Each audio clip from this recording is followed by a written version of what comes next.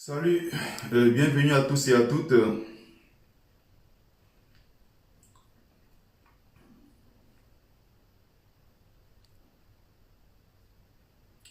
Essayez, pour ceux qui viennent d'arriver, de partager le live.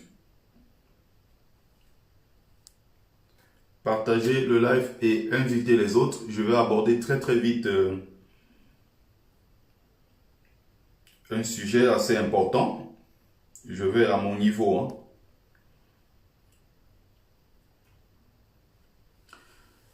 Apporter ma toute petite contribution, ma petite touche, n'est-ce pas, à ce qui s'est passé hier sur France 2.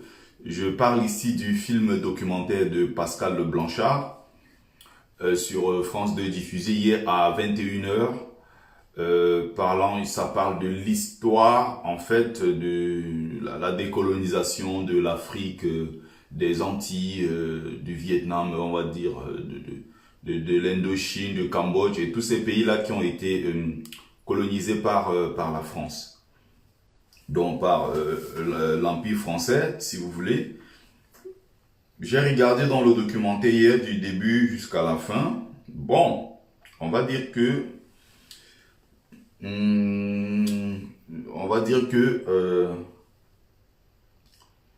pour quelqu'un pour le passionné d'histoire que je suis, pour quelqu'un qui a ne serait-ce que le b.a.-ba, rien de spécial en fait. Je n'ai pas appris grand-chose, si vous voulez. On n'apprend pas grand-chose. Mais pour ceux peut-être qui découvraient pour la première fois, pour la deuxième fois, je pense que c'est un très bon documentaire pour eux, dans la mesure où ils vont quand même commencer par s'initier à apprendre. Et surtout, une chose est un peu gênante, c'est que à chaque fois, pour qu'on se penche sur les questions qui nous concernent nous-mêmes, il faut toujours qu'un blanc en parle. J'ai décidé de faire ce petit live, pourquoi? Parce que j'ai vu hier, il y avait beaucoup de gens qui ne faisaient qu'écrire ouais, connectez-vous, y compris même le combattant et Samahora, qu'on attendait plutôt, je ne sais pas, dans les rues, qui est venu faire des trucs en disant aux gens, ouais, il faut se connecter, il faut faire ci, il faut... Bon. Une chose est sûre, tous ceux qui sont au Cameroun et je vais commencer par saluer ceux-là, ceux qui ont pris l'initiative ces derniers jours de sortir, d'aller manifester, voilà, de descendre dans les rues, de montrer leur indignation et tout dans les rues. C'est très important de faire vivre ce mouvement-là. Il ne faut pas que ça s'effrite, il ne faut pas que comment on dit ça, faut pas que les gens se lassent parce qu'ils sont sortis dans les rues, peut-être ils n'ont pas eu l'effet escompté. Il ne faut pas que ça s'émousse en fait, il faut continuer. Raison pour laquelle je félicite et j'encourage tous ceux-là qui sont sortis ces derniers jours au Cameroun. Mais encore une fois, bon, je vois les gens qui se vantent en disant que oh, les Bafang sont les meilleurs, oh, les Bafang sont les ceci, oh, nous on est les Bafang, on est les meilleurs. Bon, encore une fois, c'est courageux de leur part. Ceux qui ont essayé de se bouger, bon, vous avez toujours la preuve, hein, c'est que les gens ne sont pas sortis à Ngelemenduka, au Grand Nord, les gens ne sont pas sortis en Pays Bassa, les gens ne sont pas sortis dans le Noun même qui est juste à côté. Les gens ne sont pas sortis, donc les Bafang peuvent sortir seuls. tous les jours, il dit bien tous les jours de la semaine, que Biya ne partirait pas. Donc, il faut qu'on soit clair à ce niveau. Les anglophones meurent depuis 2016. On est en 2020. 4 ans. On est passé à 15 000 morts. Le pays n'a rien changé. Les gens continuent de vivre comme si de rien n'était. Simplement parce que le cœur de cette dictature, pour renverser cette dictature, il faut la toucher en son sein, au cœur même de la dictature. Le cœur de la dictature, c'est où? C'est la poste centrale à Yaoundé. C'est là-bas que ça se joue. C'est là-bas que ça doit se jouer. C'est là-bas que ça se joue. Pour ceux qui sont en ligne, s'il vous plaît, essayez de faire un tour de partage. Essayez d'inviter le maximum de personnes. Essayez de partager. Salut Franck dit. Facebook ces derniers temps, j'ai du mal à les comprendre avec... à chaque fois que tu dis quelque chose qui n'arrange pas, je ne sais pas ce qui se passe.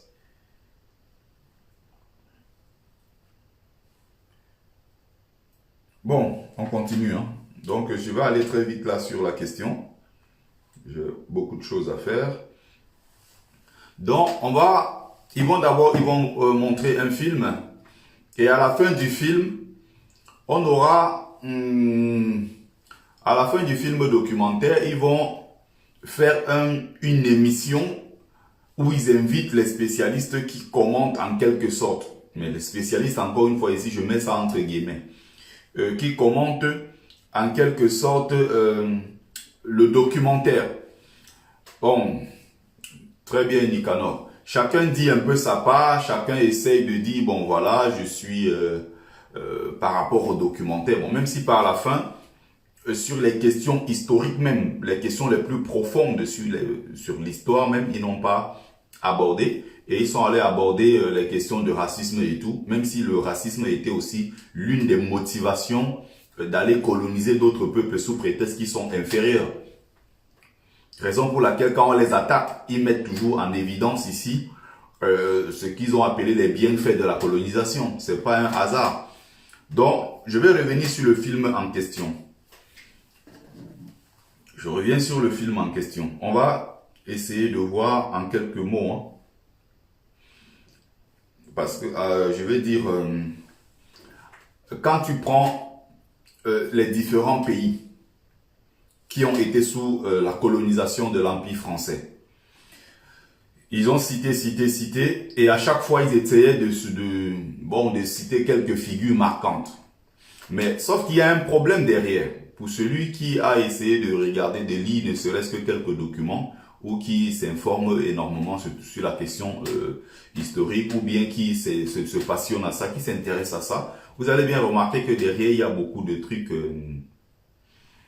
qu'ils n'ont pas abordé, ou alors même quand ils abordent à la va-vite, quoi. Ils ne prennent pas le temps d'expliquer les choses de façon sérieuse. Maintenant, je ne sais pas si derrière ça, ils ont un projet. Quel est ce qui se cache derrière le projet de ce film documentaire? Parce que généralement, ils ne font jamais rien pour rien. Il faut toujours se demander, bon, ça c'est ce qu'ils nous ont dit. Et donc, ce qu'ils ne nous ont pas dit, c'est quoi? Il faut donc aller chercher. Pourquoi ils n'ont pas dit ça? Qui a financé le film? C'est surtout la question. Donc, les Blancs financent un film, ils se font de l'argent sur le dos des Africains. C'est-à-dire qu'ils financent un film pour parler de l'Afrique. Et donc, ils se font de l'argent sur un film qui ne parle pas d'eux, mais qui parle des autres. Donc, encore une fois, on est en droit de se demander qui a financé, quelle est la maison qui a produit le film documentaire, quel est l'intérêt, quel est l'impact qu'ils veulent, par exemple, qu'ils souhaitent par exemple que ça ait sur les populations qui vont les écouter, qui vont regarder. Parce qu'ils savent qu'en majorité, ceux qui vont venir regarder sont des Africains. C'est de ça qu'il est question. Donc, partagez le live, s'il vous plaît. Partagez le live. Donc, ça c'est la base. C'est les questions que même un enfant de la maternelle se pose. C'est la base.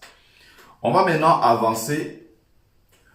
On va voir que, en ce qui concerne les héros nationalistes qui se sont battus pour décoloniser voilà, leur pays, les héros nationalistes qui se sont battus pour que le pays soit libre, pour que le pays soit indépendant, ils n'abordent pas la question en citant les personnes les plus sérieuses ou en s'appuyant véritablement sur les acteurs les plus sérieux de l'époque.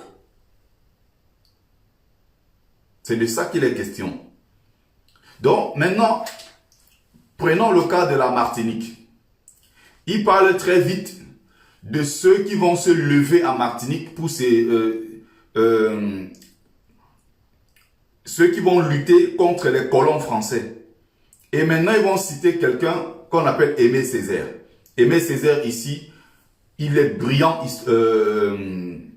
brillant poète, brillant romancier. C'est un intellectuel du très grand niveau avec son œuvre, le discours sur le colonialisme. C'est quelqu'un qui a énormément fait pour sa communauté et même par ricochet pour la communauté africaine. C'est quelqu'un qui a beaucoup parlé de l'Afrique. C'est quelqu'un qui a une œuvre qui parle pour lui et quelqu'un qui vivait en plus de façon très modeste, de façon très humble. Le documentariste Nissim Lasconi a fait un tournage chez lui récemment, c'est paru dans l'un de ses films, où il filme les restes de la maison où vivait pendant plus de 50-60 ans. Aimé Césaire, c'était quelqu'un de magnifique, quelqu'un de brave, quelqu'un de simple, qui a eu sa petite bibliothèque et tout, et qui menait sa vie comme tous les autres. Essayez de partager, s'il vous plaît, pour ceux qui viennent d'arriver, même si Facebook va complètement cassé ces derniers temps. Je ne sais pas qui sont allés signaler mon compte. Quand je fais les lives, mes abonnés ne sont plus au courant. Donc, essayez au moins de partager pour inviter les autres. Donc, Aimé Césaire ici, je n'ai rien contre lui, on n'a rien contre Aimé Césaire. Mais quand on veut citer plus sérieusement ceux qui se sont battus pour que la Martinique, Guadeloupe et tout ça soit libre, il y a eu des mouvements d'émancipation. Par exemple, sur le cas le cas de la Guadeloupe, qui est un pays où il y a toujours eu des révolutionnaires. Il parle très vite de ce qui s'est passé en Guadeloupe en 1967, la révolte. Il cite par exemple 7 morts, d'autres disent non, c'est 67 morts. Les Guadeloupéens eux-mêmes disent que c'est 67 morts, d'autres disent 87, comme le disait Pascal Légitimus dans le film. Vous allez voir qu'à côté, bon, généralement, ils essayent toujours de minorer les chiffres. Ce sont des chiffres qui sont expressément minorés. Pourtant, généralement, il y a eu beaucoup plus de morts que ça. Ce que je voulais dire, c'est quoi? Pour le cas de la Guadeloupe, il y a eu des mouvements d'émancipation en Guadeloupe qui ont eu pour figure de proue quelqu'un comme les Ignace, les Delgré, les gens qui luttaient pour que la Guadeloupe soit indépendante. Les Masoto, il y a eu beaucoup, mais on ne revient pas sur ces gens-là. Encore une fois, quand on veut parler des territoires qui se sont quand même battus contre la colonisation française, on va toujours te citer des intellectuels. Et qui sont ces intellectuels? On va te citer les littéraires. On ne va pas te citer des gars qui avaient cette hargne, qui avaient cet amour de leur pays, ces gens qui voulaient définitivement rompre avec le système dominant. On ne va pas les citer forcément. Ou alors même si on les cite très vite, juste en passant. C'est fait exprès en fait, pour ne pas mettre la lumière sur ceux-là qui dérangeaient. Mais on va parler de Aimé Césaire. Ils reviendront parler après pour le cas du Sénégal de quelqu'un comme Léopold Sédar Senghor. Je dis waouh, mais c'est une insulte. Donc, ils mettent ensemble Césaire, Senghor, qui sont ici les figures de ce qu'on a appelé, même si Senghor c'est un brillant poète, hein, c'est un brillant littéraire et tout, c'est ceux avec Léon Gontran Damas qui ont mis sur pied ce qu'on appelait la négritude. Mais on sent qu'au fond, c'est pas sérieux quand on veut parler des gens qui ont lutté contre la colonisation en Afrique. Mais s'il vous plaît, par respect pour le peuple africain, vous ne pouvez pas citer Léopold Sédar Senghor, qui a vendu carrément son pays à la France. Le même Sédar Senghor était au pouvoir quand on massacrait, quand il y a eu le massacre, quand on a tué je veux dire, il faisait partie déjà, c'est parce que c'est des gens qui ont été députés en France ici. C'est des gens qui ont même eu des postes de ministres comme Houphouët-Boigny. C'est encore le même cas pour la Côte d'Ivoire. Le massacre de Tiaroy, tous ces gens-là qu'on arrête parce que même pas qu'ils demandaient une augmentation de salaire, ils ne demandaient rien d'autre que leur solde en tant que combattants, soldats qui se sont battus aux côtés de la France. Ils ont été tués. Ils ne parlent pas forcément de ça. Quand ils parlent même des manuels scolaires, quels sont ces manuels scolaires ou dans lesquels on en parle? Même s'il y en a, ils le disent, mais de façon biaisée, ils savent comment utiliser les mots pour distraire les gens. Donc, encore une fois, ils vont toujours citer des gens qui ne sont pas véritablement des personnes engagées. Léopold Sédar Senghor, ils vont citer Aimé Césaire, qui est très très respecté, respectable d'ailleurs, qui a fait un boulot inimaginable à ce niveau, mais encore une fois, c'était pas quelqu'un sur le terrain. C'est un peu comme des gens qui pensent une résistance, qui pensent une révolution, mais ce ne sont pas eux qui vont descendre sur le terrain. Il y a ceux qui étaient sur le terrain. Pourquoi ceux-là ne sont pas cités? Pourquoi ceux-là ne sont pas mis en avant? Quand tu quittes la Guadeloupe, tu laisses le Sénégal, la Martinique et tout, quand tu vas même en Guyane, il y a eu des mouvements de révolution. Il y a eu des Guyanais qui ne voulaient pas être français. Il y a eu des mouvements de résistance dans cette contrée-là.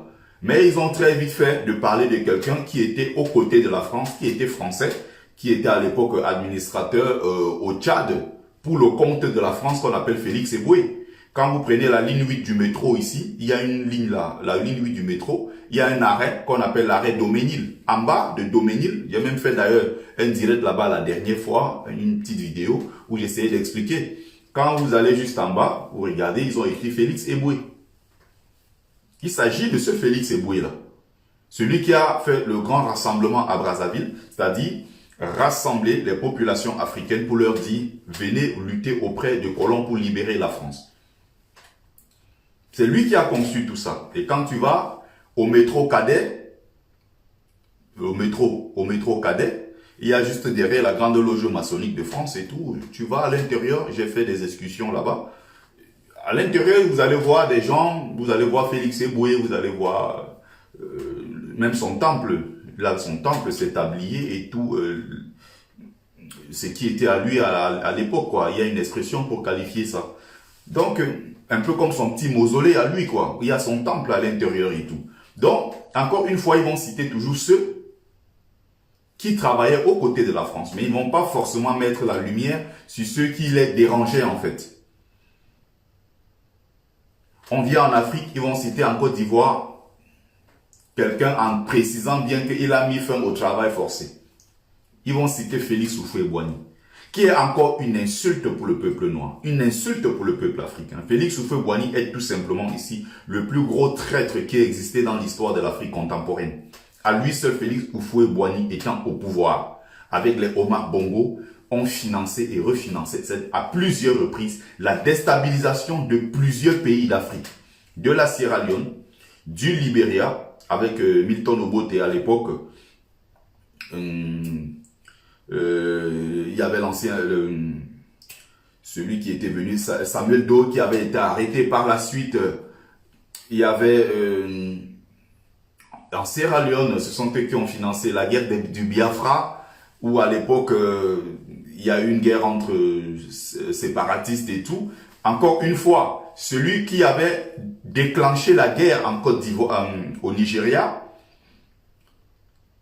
qui réclamait l'indépendance du Biafra, qu'on appelait Samuel Ojukwu. Ojukwu est mort où? Pendant tout son exil. Il est mort en Angleterre, mais pendant tout son exil, c'est-à-dire que quand le projet de création de l'État du Biafra échoue, Ojukwu se retrouve où?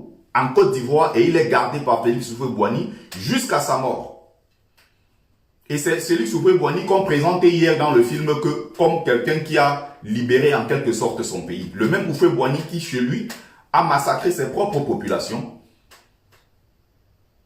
Houphouët-Boigny est à l'origine du massacre de plus de 4 à 5 000 Ivoiriens qui sont bêtés.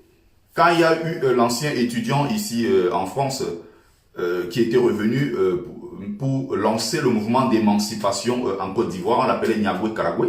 Il arrive en Côte d'Ivoire en 1970, oui, il est assassiné dans les rues, y compris tous les bêtés qui le suivaient et tout. Ils sont allés dans les quartiers, dans des villages, partout, massacrer les populations parce qu'elles étaient bêtées. Ça a créé un trouble en Côte d'Ivoire jusqu'à aujourd'hui. Il y a des bêtés qui ont refusé le nom bêté, c'est-à-dire qu'en Côte d'Ivoire, des BT, ils refusaient porter les noms baoulés, porter les noms, je ne sais pas, d'autres tribus, pour éviter qu'ils soient vus comme BT, pour éviter même qu'on se rende compte qu'ils sont BT. Félix Houphouët-Boigny qui a financé toutes ces guerres, Libéria, Sierra Leone, déstabilisation, la guerre du Biafra, les armes transitaient par le Gabon de Bongo pour arriver. Mais vous allez voir un documentaire comme celui-là qui parle de la décolonisation. Mais on va citer encore une fois Félix Houphouët-Boigny. Même s'ils essaient à un certain moment de dire que oui, c'était des alliés qui étaient aux côtés de la France pour les intérêts de Jacques Foccart. Pour aborder d'autres points très vite, parce que je n'aurai pas assez de temps pour entrer dans trop de détails. Pour le cas de l'Algérie, par exemple, ils vont aborder la question algérienne. Si le film fait 1h20, ils vont parler de l'Algérie pendant au moins 45 à 50 minutes. Pour ceux qui ont regardé le film, on parle de l'Algérie du début et on parle de l'Algérie encore jusqu'à la fin. Mais c'est encore une fois de plus une insulte. Parce que ceux qui sont Camerounais comme moi, comme nous autres, on aurait pu peut-être disparaître de la carte. On n'aurait même pas pu exister aujourd'hui à cause de ce que le peuple, la France, l'oligarchie française aujourd'hui, a fait en pays bamileke et en pays bassa. Mais quand ils abordent la question de l'Algérie, ils reviennent à chaque fois Algérie, massacre de Sétif, massacre de Constantine, ils reviennent à chaque fois à Alger, ils reviennent. Mais il y avait aussi des Français qui étaient installés un peu partout en Afrique noire. Pourquoi ils ont accepté de libérer le Maroc? Pourquoi ils ont libéré la Tunisie? Mais ils ont libéré même finalement l'Algérie en 62. Mais ils n'ont pas pu libérer, quand je dis libérer, ici je mets ça entre guillemets, mais ils n'ont pas libéré les pays au sud du Sahara. Eux-mêmes ils précisent, ils n'ont pas lâché les pays au sud du Sahara. Ils sont venus comme des donneurs de leçons, avec des projets à la con, où ils veulent faire croire aux gens qu'ils ont construit des routes, ils ont fait des hôpitaux, ils ont construit des chemins de fer. Heureusement, ils précisent encore à l'intérieur pratiquement 23 000 morts sur le grand projet de Congo-Océan et tout. Mais je vais aller en ordre, je reviens sur l'Algérie. On aborde la question algérienne pendant tout, comme si tout se basait sur l'Algérie. La guerre la plus violente, c'était la guerre qui s'est passée au Cameroun avec contre l'UPC. C'est la guerre de la France contre l'UPC qui n'a pas été reconnue jusqu'aujourd'hui par cette même France. Mais ils en parlent très peu. Même dans la partie où ils parlent du Cameroun, ils citent un peu Achille Mbembe, Blik Bassi, vite fait quoi. Alors qu'en pays Bassa, on était pratiquement à 40-50 000 morts. Ils ont donc pris deux gars Bassa qui viennent parler de Oumniobé. Et les 400 000 Bamileke qui sont morts. Bien plus de 400 000. Parce que vous allez voir à l'intérieur du documentaire, il y a un certain Max Bardet qui était lui-même le pilote à l'époque qui bombardait. C'est lui qui bombardait les populations. Et dans ses mémoires, il parle lui-même, parle dans ses mémoires de pratiquement plus de 300 000. Et donc, quand vous partez consulter, vous regardez, vous voyez que quand il parle de 300 000, c'est beaucoup plus que ça. C'est peut-être 2 fois, c'est peut-être 3 fois. Mais les experts, les spécialistes qui abordent cette question, comme l'historien camerounais Jacob Tatita, qui a écrit un livre Cameroun sur la décolonisation au Cameroun, avec Manuel Domergue et il y a Manuel Domergue, Jacob Tatita et un troisième. Il y a un éditeur et un journaliste et tout. Les trois ont travaillé sur la question. Alors, quand vous regardez comment ils abordent la question, tu te dis quand même que quelque part, il y a problème. Ils parlent de Messali Hadj en Algérie. D'accord, il a aussi combattu. Mais les gens même qui étaient les plus méritants, on ne peut pas parler des véritables héros qui se sont battus pour que l'Algérie soit libre aujourd'hui, sans citer quelqu'un comme Frantz Fanon. C'est une insulte. Encore une fois, le Front de Libération Nationale, le FLN dont il parlait hier dans le film, a été créé dans la chambre de Frantz Fanon, mais parce qu'il est noir. L'histoire de Frantz Fanon, même en Algérie, n'est pas connue. Demandez à un Algérien qui est Frantz Fanon, ils ne savent même pas qui c'est. Mais Frantz Fanon, c'est le père, c'est-à-dire qui a pensé, qui a conçu le projet révolutionnaire algérien. C'est lui qui a harangué les foules, c'est lui qui a allé au sein des populations, les rencontrer, c'est lui qui a rassemblé tous ses leaders, c'est Frantz Fanon. Mais les Algériens, tu demandes Frantz Fanon, c'est qui? Ils te le diront pas. Dans le film, on n'aborde pas, on ne parle pas de Frantz Fanon, on ne met pas l'accent sur sa vie et ce qu'il a pu apporter. Dans le domaine même de la décolonisation, c'est le même Front de libération nationale d'Algérie qui est devenu le Front de libération nationale de l'Angola par la suite. Donc encore une fois, c'est lui qui a posé les jalons de la libération du peuple angolais. Il faut être sérieux quand on veut faire des choses sérieusement. C'est pour ça qu'ils ne peuvent pas se permettre de faire venir les grands experts sur ces vraies questions, sur ces questions-là sur leur plateau, parce qu'ils savent qu'on va démonter le documentaire en quelques minutes. Mais encore une fois, Pascal Blanchard, il a le mérite. Hein. C'est quelqu'un, moi j'aime bien le discours qu'il tient souvent, même si sur certains pans de l'histoire, il n'est pas sérieux du tout. Donc, il y a Messali Hadj. On s'attendait à ce qu'on parle, qu'on mette l'accent sur Karim Belkacem. Il est incontournable dans l'histoire de l'Algérie. On attendait à ce qu'il parle de Aïn Ahmed. Karim Belkacem, ça c'est incontournable, même si après on va parler des Ben Bella, les Wari Boumediene, qui se sont aussi peut-être, ils se sont battus à leur époque, mais ils n'étaient pas les véritables héros. On commence d'abord par les Frantz Fanon. Comment parler de décolonisation de l'Algérie sans aborder tous ces gens-là, sans parler en profondeur de tous ces gens qui se sont battus? Bon, j'ai vu les nègres hier, ils étaient contents. Connectez-vous sur France 2. Ils vont aujourd'hui là, ils vont nous sentir. J'ai suivi ça hier, j'ai dit, ah bon, je vais aller m'asseoir. Je vais regarder le documentaire du début jusqu'à la fin. Je vais peut-être voir s'il y a quelque chose de nouveau, mais sur ces questions. Donc, maintenant, on va parler, ils vont prendre Oumiobe et je vais dire Achille Mbembe, qui est l'un des brillants penseurs d'ailleurs du continent africain. On a la chance d'avoir quelqu'un comme lui au Cameroun. Il est camerounais. Sauf que les Achille Mbembe et tout, il faut lire aussi Nganang pour mieux comprendre Achille Mbembe. Il faut lire du Mbembe, mais il faut aussi lire Patrick Nganang, c'est-à-dire celui qui émet les critiques sur l'œuvre d'Achille Mbembe. C'est important de lire les deux pour mieux comprendre.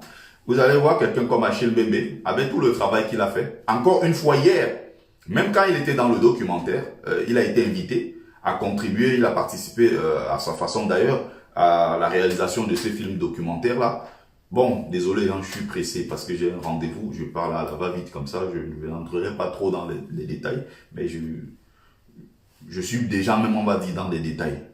Sauf que je vais un peu plus vite, quoi. C'est-à-dire que toute son œuvre, il dit bien toute son œuvre, l'œuvre d'Achille Mbembe se base sur, encore une fois, Oumiobe.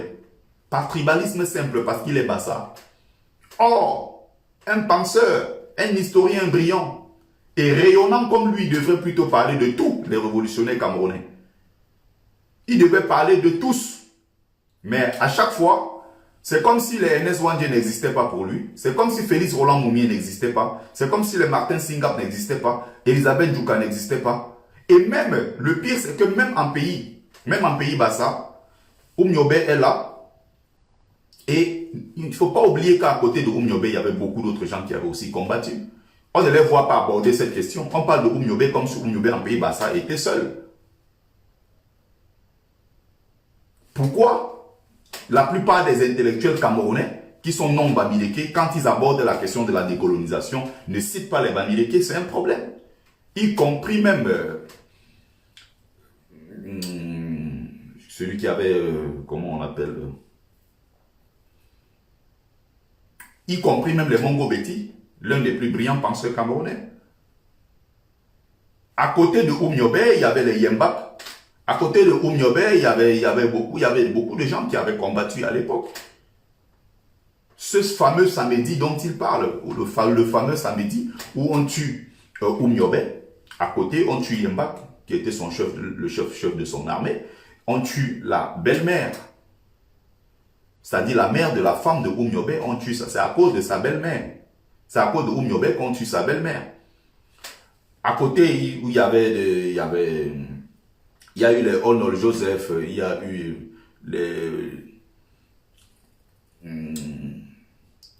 beaucoup de combattants Bassa, Lian Limasoke, il y avait des traîtres aussi. Bon, on va parler de Matip, Lincoln. Il y a beaucoup de gens qu'on va citer comme ça, mais Ça, c'est quand j'entre vraiment dans les détails. Mais les intellectuels de cette trempe-là devraient aborder la question de façon plus sérieuse, en parlant de tout le monde, de tous ceux qui se sont battus, tous ceux qui ont versé leur sang pour que le Cameroun ait ce semblant de liberté qu'on a aujourd'hui. Nous devons continuer la lutte pour finir ce qu'ils ont commencé. C'est de ça qu'il est question.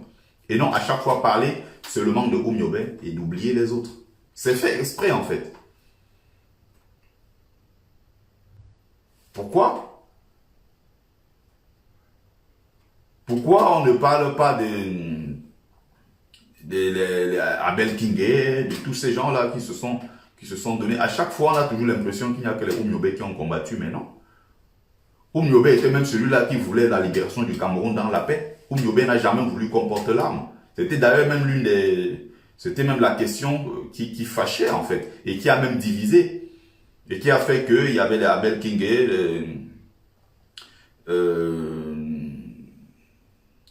ceux qui étaient partis, qui sont partis en exil dans les régions anglophones. Il y avait Ernest Ouandjé, Abel Kingé, tous ces gens qui avaient formé un groupe des gens qui ne voulaient pas de l'idée de Oumyobé, qui était pour une révolution mais sans armes. Finalement, le temps donne raison aux autres parce qu'ils ont fini par se descendre dans les rues avec les Jérémie Deléné. Allez lire l'histoire de tous ces gens-là. Les Mathieu Ndiasset. Ils sont nombreux qu'on doit citer. Mais à chaque fois, c'est fait exprès pour éteindre d'un côté les Bamileke et laisser croire qu'ils n'ont pas apporté. Alors qu'il y a eu le plus de morts là-bas, 400 000 morts quand même, bien plus encore. En Pays-Bassa, on était à 50 000, 60 000 morts. Ce qui n'est pas rien non plus. Donc, ça, les questions ci concernent, j'ai pris un peu en désordre comme ça, j'ai remarqué des trucs, ils ont parlé de l'Indochine, encore une fois, de la Syrie, ils ont parlé du Liban. La question qu'on devrait se poser aujourd'hui, nous en tant que francophones, mais qu'est-ce qui se passe? Mais pourquoi ils ont pu libérer le Liban, ils ont pu libérer la Syrie, et aujourd'hui ce ne sont pas eux qui décident dans ces pays-là, mais qu'est-ce qui se passe que, encore une fois, on est en 2020, ce sont les Français qui décident qui va diriger au Cameroun, ce sont les Français qui décident qui va diriger au Togo, au Tchad, dans tous ces pays-là en fait. Il y a un réel problème quelque part. Ça veut dire que nous avons échoué. S'ils ont libéré d'autres pays, si de l'autre côté, ce sont ces pays-là qui s'autogèrent, qui se dirigent, même si d'une manière ou d'une autre, il y a toujours des petites, on va dire, des coopérations, que ce soit sur le plan militaire, que ce soit sur d'autres plans, sur le plan commercial et autres. Mais encore une fois, dans nos pays, ce sont eux qui dirigent. La preuve, il y a elle là, à la suite d'Aïdjoki, ils avaient eux-mêmes installé. Ça fait depuis 1960. Et même avant, ils avaient installé André-Marie Mbida, ils avaient installé pas mal de gens. Il y a un problème à notre niveau. Il faut le dire. Donc maintenant, il y a une question qu'ils vont aborder par la suite qui est une question très très intéressante. N'oubliez pas pour ceux qui viennent d'arriver de faire un tour de partage du live. Donc comme récemment ils ont cité les pays, en fait les intellectuels africains qui vont finir par révolutionner l'Afrique, ceux-là qui vont réveiller l'Afrique de demain et tout. Encore une fois, ils n'ont pas fait sérieux. Moi, quand je regarde ça, ça me choque. Et il y a une question que je vais aborder certainement qui ne va pas plaire à certains, mais je suis intransigeant là-dessus. Qu'on n'essaye pas d'embobiner les gens, qu'on n'essaye pas de dire aux gens que oui, le métis est un noir. Le métis n'est pas noir. Le métis n'est pas blanc non plus. Le métis, c'est un métis. Comme son nom l'indique. Le métis, c'est le mélange entre noir et blanc. Pour le cas d'espèce, sans parler d'autres métissages. Je parle de ce qui nous concerne. Le métis est un mélange de blanc et de noir. Vous ne pouvez pas dire que le métis est noir. Non. Dire qu'un métis est noir, c'est nier son côté blanc. Et c'est fait tout simplement par l'oligarchie, par racisme. Ils font exprès de mettre dans la tête des gens, à travers les médias, à travers tout ce qu'ils ont comme moyen de pression sur la société, pour faire croire aux gens que non, du moment où tu as le sang noir, tu n'es plus blanc. Du moment où tu as ne serait-ce qu'une goutte de sang du côté noir, dans leur communauté blanche, tu n'es pas blanc. Mais effectivement, un blanc et une noire un blanc, le blanc noir font un enfant, ça donne un métis. Il n'y a pas un seul côté qui doit être rejeté, c'est du 50-50. Tu as un côté blanc, tu as un côté noir. Je parle de ça pourquoi? Parce que cette oligarchie a fait croire aux gens que les métis sont noirs. Barack Obama, premier président noir des États-Unis, non. Obama est métis. Il a un côté noir, il a un côté blanc. On ne peut pas prendre un côté et rejeter l'autre, puisqu'il est le fruit de deux variétés biologiques différentes. C'est par racisme. Donc imaginez même d'ailleurs entre eux les blancs, ils font ce qu'on appelle ils ont des strates en fait. Ils ont des niveaux. Et il y a la race la plus pure, qui est la race aryenne. La race des blancs, des blonds aux yeux bleus, qui sont très blancs de peau, qui sont tendent vers le rose, quelque chose, même s'il n'y a jamais véritablement le blanc, comme on dit blanc. Blanc comme par exemple ce mur-là et tout. Il y a des gens, on va dire des variétés biologiques, pour ceux qui on appelle bon, les blancs, tendent beaucoup plus vers le rose. La question qu'il faut se poser, il y a un problème qu'il faut se poser. Ceux même entre eux qui ont dit que il y a la race aryenne qui est la race supérieure, les blancs, c'est-à-dire les blancs entre eux, ils font d'abord des différences. Après, ils ont cité la race alpine, la race auquel appartiennent les Français. Après, ils ont cité encore des races comme, on va dire, la race des Gitans. Ils ont fait des classifications en Europe. Hein. Ils ont fait des classifications. Les races des slaves. Et en bas, ils ont mis la dernière même, qui est mélangée aux Africains et tout, qu'ils appellent la race des... ceux qui sont dans le sud, les Basques.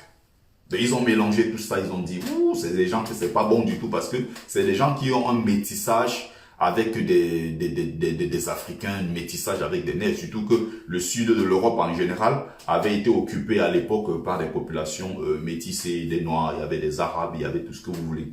Donc du coup, pour eux, la véritable race blanche pure est plus dans le nord. Donc entre eux d'ailleurs blancs, ils font la différence. À plus forte raison, quelqu'un qui a du sang noir, directement. Donc pour eux, le métis n'est pas noir, le métis n'est pas blanc. Le métis, c'est un noir, ça c'est par rejet. Et nous avons ingurgité ça, nous avons accepté ça, en disant, ah effectivement, les noirs sont nos frères. Oui, l'Africain n'a jamais rejeté quelqu'un, que ce soit le blanc, le vert, le rouge, le jaune. L'Africain a toujours accepté, mais qu'il ne faut pas qu'on mette dans la tête des gens que le noir, que le métis, c'est un noir. Ça, c'est une question très importante. Et allez voir comment maintenant ces gens-là, ils traitent le sujet. Même à chaque fois quand on parle maintenant des Noirs, allez regarder dans les publicités, sur les chaînes de télé, sur les réseaux sociaux, les gens qui font la publicité des pommades, la publicité, je ne sais pas, d'un string et tout. On te dit, bah voilà une femme noire qui a fait telle pub. Mais quand tu vas aller véritablement regarder, non, ce n'est pas une noire charbon comme toi et moi. Non, on a toujours pris une fille noire, mais claire de peau. On a toujours pris une fille noire, mais oui, mais métisse. Des gens parfois qui n'ont rien à voir avec, qui n'ont pas véritablement vécu certaines choses en fait. Mais qu'on essaie toujours de mettre devant en nous disant que non, voilà les noirs. C'est fait exprès. Regardez sur le plateau même hier. Sur le plateau hier, c'est-à-dire après la fin du film, ils ont fait une émission, ils ont invité des gens pour commenter. Sur le plateau déjà, vous avez une comédienne, Madame Pinet, qui est métisse. Vous avez une autre qu'on appelle Madame Yala, métisse. Vous avez l'autre à côté qui est algérienne et tout, mais toujours métissée en fait. C'est-à-dire qu'on veut toujours mettre en avant ce côté-là. Après ça, il y avait Leonara Miano, des gens complètement déconnectés qui ne comprennent rien à l'Afrique. Vous avez les Kofi Nyamian. Voilà des gens qu'on invite sur un plateau pour parler d'un sujet aussi important. Il dit d'un sujet de haut plan. Ça parle sur une discipline qui est assez complexe, l'histoire. Ce n'est pas donné à tout le monde. Et donc, pour commenter un fait historique aussi important, aussi crucial, qui a un enjeu même d'ailleurs, qui est celui de la réparation, on ramène qui? Leonara Miano. Leonara Miano est romancière, elle n'est pas historienne. On ramène qui encore?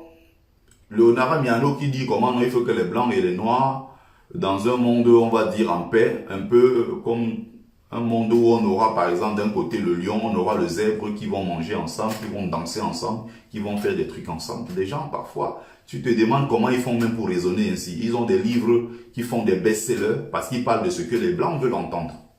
Pas de ce qui les énerve, de ce qu'ils veulent entendre. Léonara Miano, même si elle est brillante, hein, c'est une brillante femme et tout, il n'y a rien à dire. Léonara Miano, on invite qui? Kofi Nnamian. Kofi Nnamian ici, c'est celui qui disait que le Togo à l'époque, c'était beaucoup mieux avec les Blancs. Parce que quand les Blancs sont partis, il n'y a plus rien après. Les écoles, même à l'époque des Blancs, fonctionnaient. Il faut que les Blancs reviennent.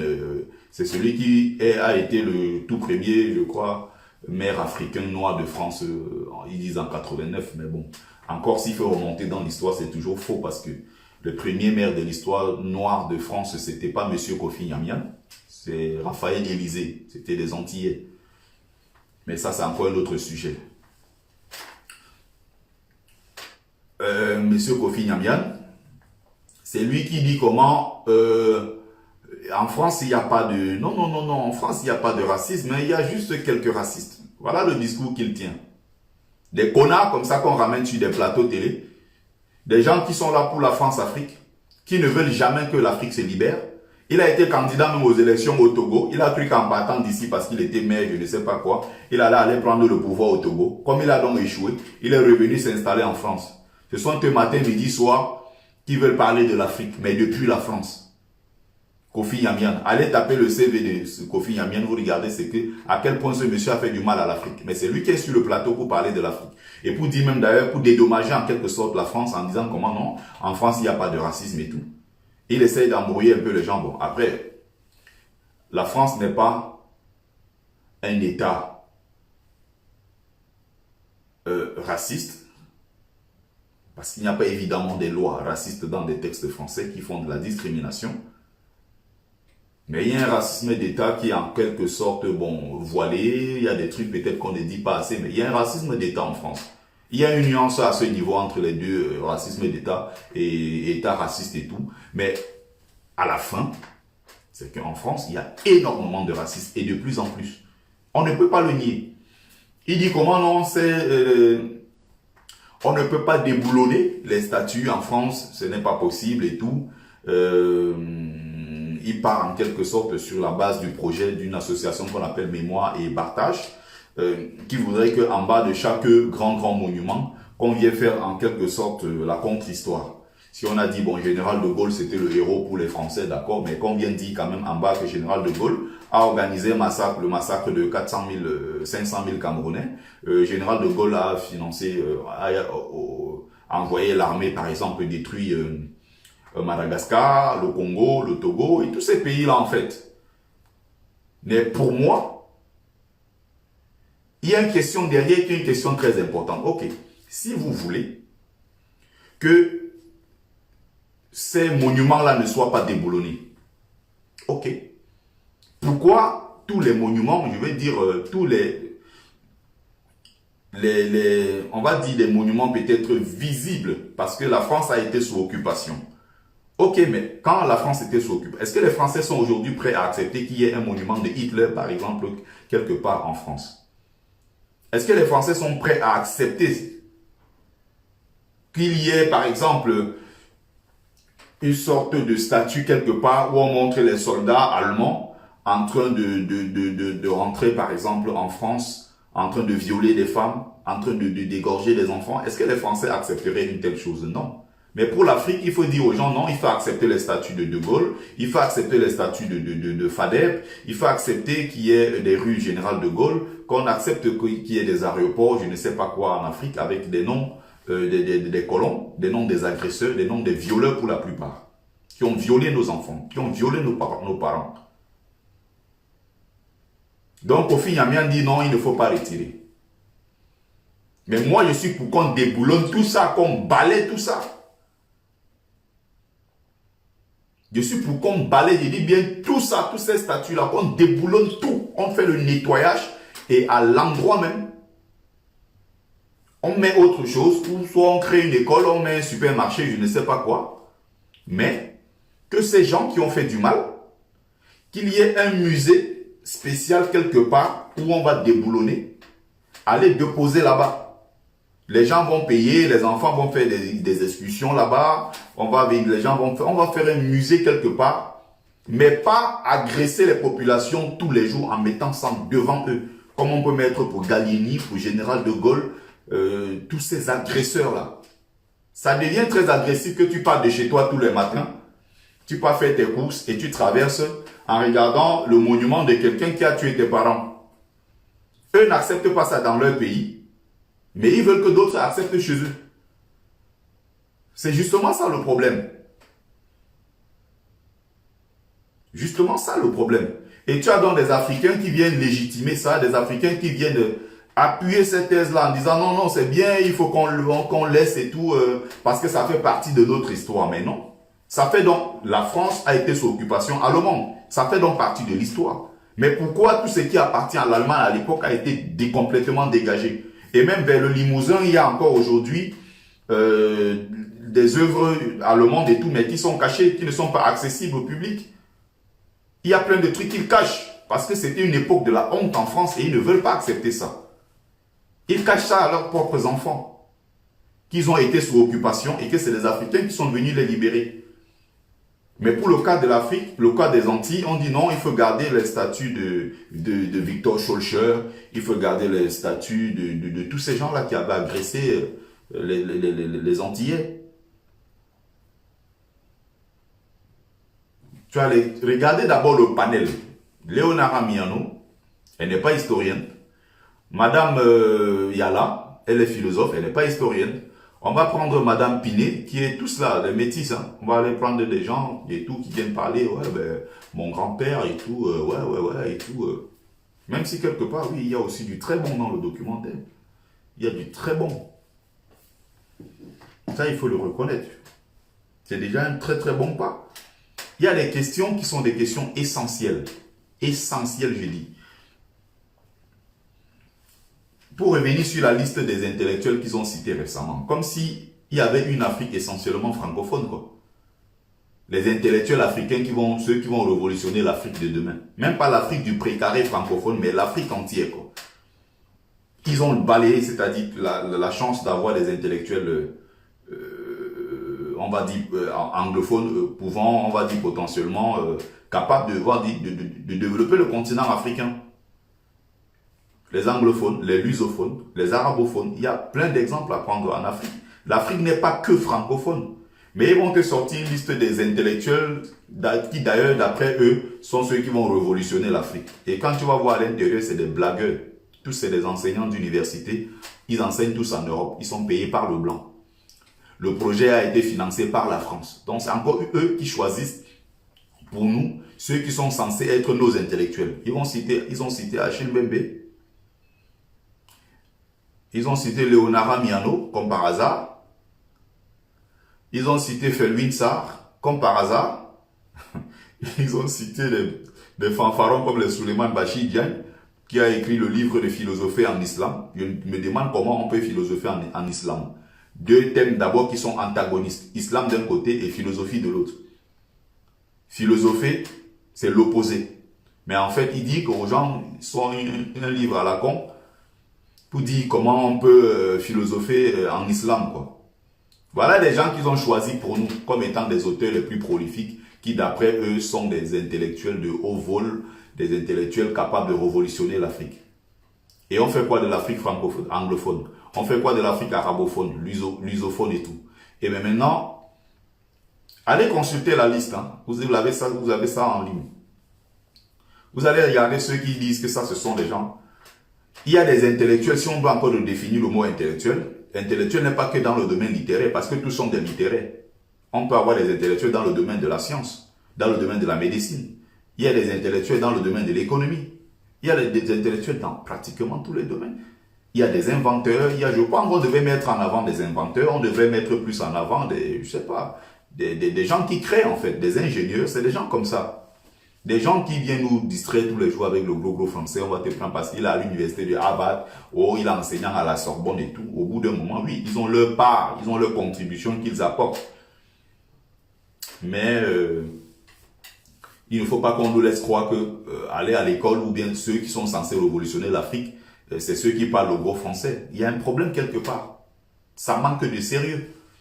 Tous ceux qui sont des héros de l'histoire de l'Europe, je ne parle pas seulement même de l'Europe, mais de l'Occident en général, sont des personnes les plus violentes de l'histoire de l'humanité. Mais ces personnes-là sont célébrées en France. Ces personnes sont célébrées dans le monde occidental, mais pour nous, ils sont des bourreaux. C'est quelque chose qu'on devrait tenir compte de ça. Garibaldi, vous avez ici, c'est-à-dire que même quand on parle de déboulonner, les gens ont l'impression qu'il s'agit seulement des statues. Non, il ne s'agit pas seulement des statues. Il s'agit de tout l'espace public en Occident. De tout cet espace public-là qui est occupé par des noms, des gens qui sont des anciens génocidaires, des assassins, des violeurs, des criminels. Ce sont eux qui occupent tout cet espace-là, 60% à 70%. Vous avez maintenant d'un autre côté, peut-être quelques littéraires, et même les littéraires qui critiquaient le système dominant de l'époque ne sont pas cités en tant que tels. Vous aurez quelques boulevards des intellectuels, bon, ils aiment bien ça en France, c'est qui participe aussi au rayonnement d'un pays comme la France. Vous aurez Victor Hugo, vous aurez, je sais pas, les Albert Camus, je sais plus, vous aurez, il y a toute une liste là, je ne vais pas, Simone de Beauvoir, je ne vais pas rentrer trop dans ça en fait. Mais ils célèbrent au quotidien des gens qui ont agressé d'autres peuples pour venir enrichir la France, pour venir enrichir l'Occident. Mais il est célèbre ici au quotidien. C'est-à-dire que si on veut seulement déboulonner la statue, par exemple, de Victor Schœlcher, si on veut déboulonner la statue, par exemple, de Faidherbe, du général de Gaulle, il faut aussi qu'on commence à retirer tous ces noms. Parce que en France, par exemple, pour le pays que je connais le mieux, les stations de métro portent les noms des assassins. Vous avez la station de métro Garibaldi. Garibaldi, c'est le héros des deux guerres, des deux mondes en Italie, qui massacrait des gens. C'est lui qui mettait en prison tous les intellectuels italiens. Des gens qui ont fait la prison, les intellectuels à l'époque, les Mussolini, Benito, qui faisaient le désordre en Italie, sont des gens qui sont célébrés. Partout, vous allez voir le monument et tout. C'est lui qui met en prison Altiero Spinelli. Quand vous allez au siège de l'Union européenne à Bruxelles, vous allez là, Altiero Spinelli. Altiero Spinelli, ici, c'est l'un des grands intellectuels italiens de l'époque qui avait été mis en prison par Mussolini Benito, dans la prison de Ventotene. Et c'est à partir de là qu'est né, avec d'autres intellectuels, le projet de création de l'Union européenne. C'est pour ça que vous allez voir, là, ils ont le nom de Altiero Spinelli. En fait, c'est des gens qui sont pour la plupart des gens, des assassins, qui sont des gens violents. En France, vous avez les De Gaulle partout, que ce soit l'aéroport, vous avez des rues, vous allez voir les rues Paul Riquet, vous allez voir les rues ici, c'est Gallieni, il y a les stations de métro Gallieni, vous allez voir les stations de métro ici, vous allez voir les Robert Schuman, vous allez voir, et cliquez à chaque fois, quand vous voyez un nom d'une station de métro en France, un nom peut-être d'une gare ou quelque part. Vous cliquez, vous cherchez, vous allez voir la plupart c'est des anciens militaires, c'est des anciens colons, c'est des criminels, c'est des génocidaires, c'est des violeurs la plupart du temps. Donc s'il faut commencer à retirer tous ces noms, on va tout retirer finalement. Parce que la plupart de ces gens sont des gens qui ont agressé l'Occident, les pays étrangers, pour enrichir l'Occident. Bon, maintenant, on va dire qu'ils ont joué leur jeu pour avoir leurs intérêts, pour avoir leurs richesses et tout. C'était à nous aussi de nous défendre. C'est à nous aujourd'hui, personne ne nous empêche en Afrique de détruire le boulevard Charles de Gaulle, de détruire le pont Charles de Gaulle, je ne sais pas quoi là, en Côte d'Ivoire. C'est de détruire, on va dire, de changer les noms de tous ces espaces qui ont été occupés par des gens qui nous ont agressés. Vous avez le cas récemment, 14 milliards de francs CFA dépensés par Sassou Nguesso au Congo, qui est allé déterrer les restes de Savognan de Brazza en Algérie, qui est enterré dans. Voilà un voyou criminel, génocidaire, qui n'a même pas une place en France, Savognan, Pierre Savognan de Brazza, mais qui est déterré de l'Algérie. Il y a un mausolée qu'on vient créer en plein cœur du Congo, à pratiquement combien de près de 14 milliards. Le même chiffre que ce qu'il a dépensé pour faire un musée pour sa fille, pour sa défunte fille. Denis Sassou Nguesso, c'est lui qui fait ça. Qu'est-ce qui nous empêche aujourd'hui de changer à Douala et mettre rue boulevard Oumyobé, boulevard Martin Singa, boulevard, je ne sais pas, Jérémy Deléné, boulevard Abel et Inga, boulevard d'Abel Kingé. Rien ne nous empêche de le faire, c'est à nous de le faire.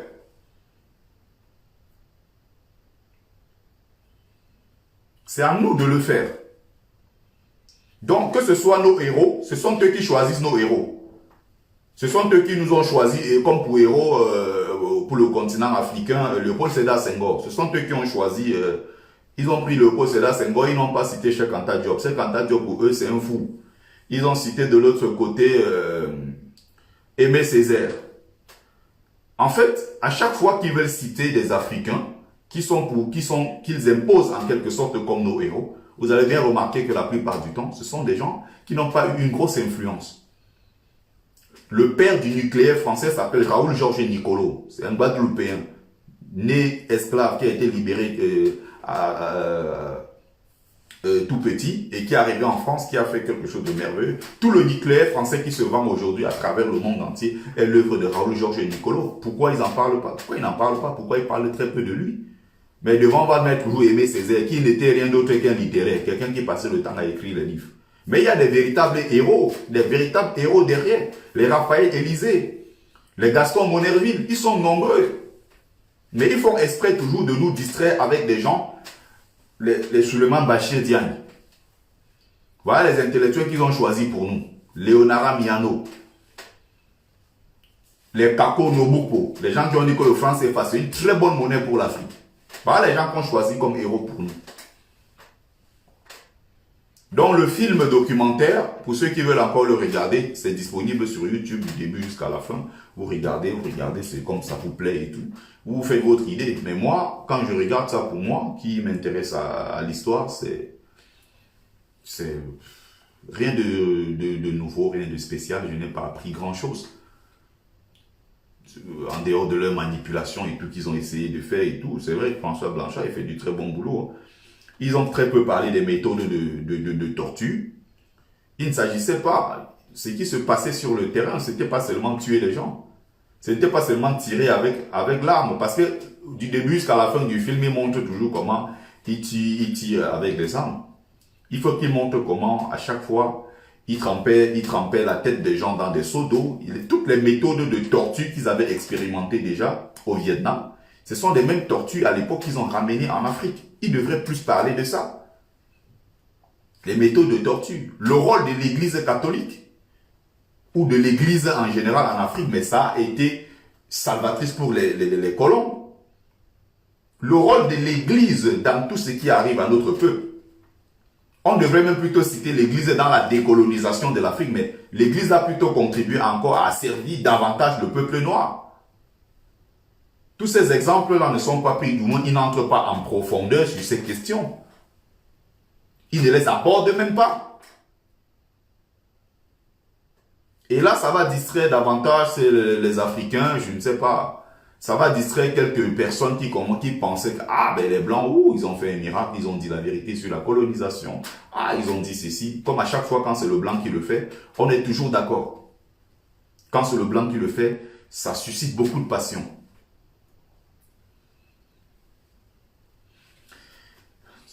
À la même époque, entre le génocide Bamileke, dont il parle toujours très peu, il y a très peu de gens qui savent. Il y a très peu de gens qui savent que Gallieni, il y a des ronds-points ici, Gallieni, des stations de métro, Gallieni, c'est celui qui a fait pratiquement 250 000 morts à Madagascar. Mais même quand il parlait de cette décolonisation hier, quelques mouvements, ils ont cité Raceta, ils ont cité Rabouangui, ils ont mis en photo, oui. Il y avait aussi Rabé Mananjara. Il y avait des gens qui s'étaient battus à l'époque. Il y a un autre nom aussi, là, toujours à Madagascar. Des gens qui s'étaient battus, oui. Mais encore une fois,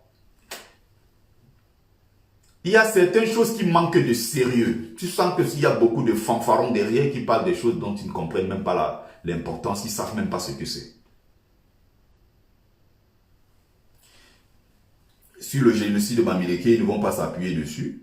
Ils vont montrer un peu le Cameroun et tout, très très vite en passant. Alors qu'il y a eu plus de morts, 2 fois plus de morts au Cameroun qu'en Algérie. Mais comme malheureusement c'était à la même époque, La guerre d'Algérie qui était plus médiatisée a occulté complètement ce qui était en train de se passer au Cameroun, qui est quelque chose d'incroyable, quelque chose au-delà même du génocide. Il parle très vite. En Algérie, il parle de 300 000 morts, entre 300 et 500 000 morts. Mais pour le cas du Cameroun, il disait très vite quelques centaines de milliers de morts. Point. Il s'arrête là, il passe très vite à autre chose. Mais non, il faut insister là-dessus. Il faut insister dessus. Il y a eu plus de morts au Cameroun qu'en Algérie. Ce n'est pas parce que la guerre au Cameroun n'était pas médiatisée qu'elle n'a pas été peut-être plus meurtrière. Il faut insister là-dessus. Et ils le savent. Tous ceux qui parlent des penseurs Blanchard, ils connaissent. Ce n'est pas parce qu'ils ne connaissent pas.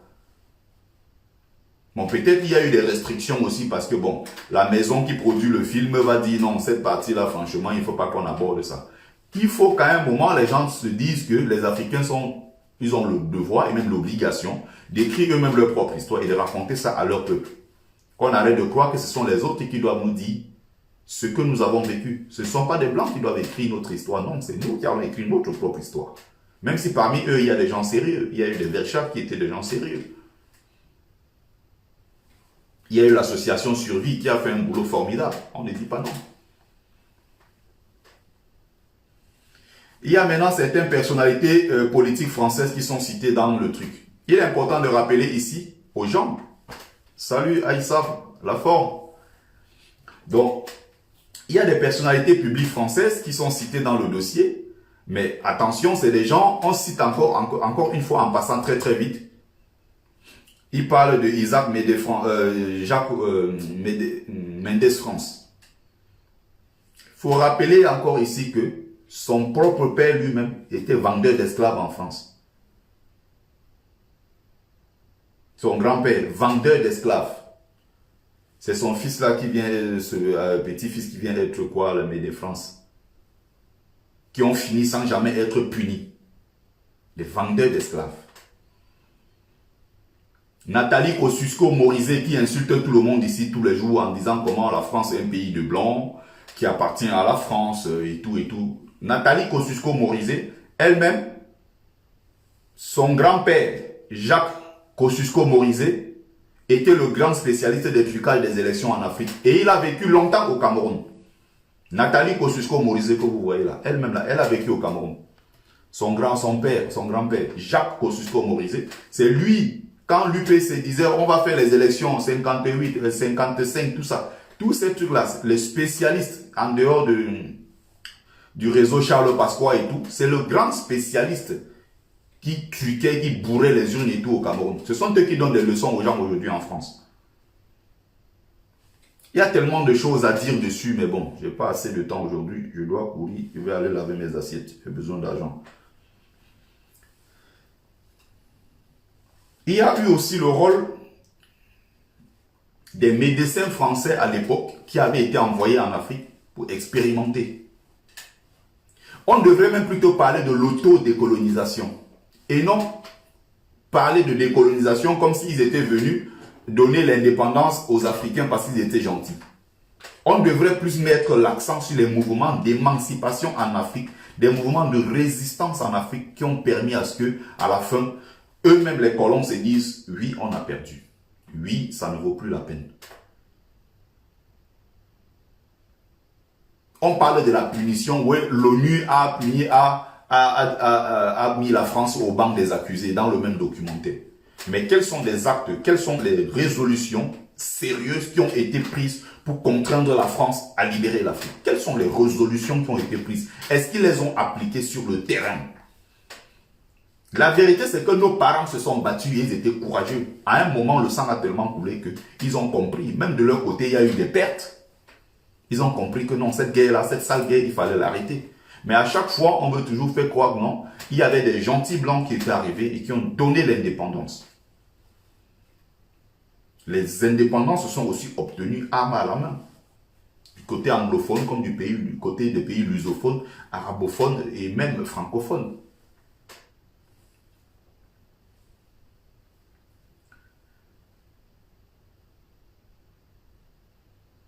Il y a eu le rôle des sociétés secrètes. Les sociétés secrètes africaines ont joué un rôle incommensurable, un rôle très très important dans la décolonisation de l'Afrique. Bon, beaucoup plus on va dire, c'est à nous d'en parler. Au lieu de toujours attendre que c'est les Blancs qui nous disent ce qu'on a à faire. Les sociétés secrètes africaines ont joué un très grand rôle. Et qui étaient en compétition permanente avec les autres sociétés secrètes occidentales, y compris, on va parler ici beaucoup plus de la franc-maçonnerie, qui avait ses suppôts partout en Afrique. Ses suppôts étaient partout en Afrique. Il faut rappeler que tous ces grands collabos qui étaient chez nous étaient tous francs-maçons et appartenaient à la grande loge maçonnique de France, qui combattaient leur propre population. Il y a ces parties-là qui ne sont pas abordées du tout dans le documentaire. Du coup, ça ne fait pas sérieux.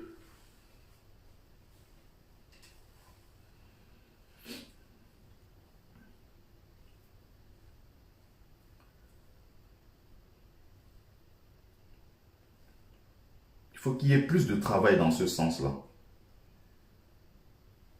La question du napalm est abordée aussi. On parle du napalm, en Indochine, d'accord. Mais le napalm également en pays bamileke. Même s'il y a encore des débats dessus, non, c'était du napalm, non, ce n'était pas du napalm. Mais il n'en demeure pas moins qu'il y a des bateaux, pardon, il y avait comment dire ça, des avions à l'époque qui avaient des produits toxiques d'une manière ou d'une autre qu'on déversait sur les populations. Et en bas, il y avait des militaires qui marchaient et qui avaient des allumettes qui mettaient du feu sur les maisons et tout. Et en même temps, avec le produit toxique qui descendait, ça s'embrasse, ça s'embrassait partout, ça fait des morts, des centaines de brûlés, tout ça et tout. C'est des questions très, très... Il faut que les spécialistes africains qui travaillent sur ces questions-là soient financés par les différents gouvernements et même, disons même, des opérateurs économiques africains pour qu'on sorte aussi ce genre de documentaire pour expliquer une autre version de l'histoire, un autre pan de l'histoire. Mais qui va financer? Tous les multimilliardaires africains, soit sont musulmans, soit sont chrétiens. Et donc, si tu fais un film pour dire que non, à tel endroit, il y a l'islam qui avait fait ceci, ils ne vont pas financer. Et le christianisme avait fait ça, non, ils ne vont pas financer. Les dirigeants africains sont tous francs-maçons. Ils appartiennent aux grandes loges maçonniques de France. Tous ces gens-là, s'ils sont au pouvoir, ils font tout pour distraire les populations. Ce ne sont pas des gens qui sont capables de se sacrifier pour l'Afrique. J'aurais bien voulu voir certains intellectuels sur ce plateau pour parler des vrais sujets, au lieu de me ramener les Kofi Nyam.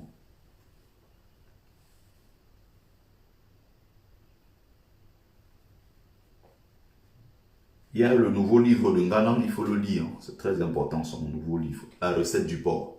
Il aborde beaucoup des questions les plus brûlantes à l'intérieur. Il faut le lire. Il faut aussi lire du Mbembe, Achille Mbembe. Même si lui, quand il écrit pour une certaine catégorie d'intellectuels. Il n'est pas assez simple et accessible dans son langage.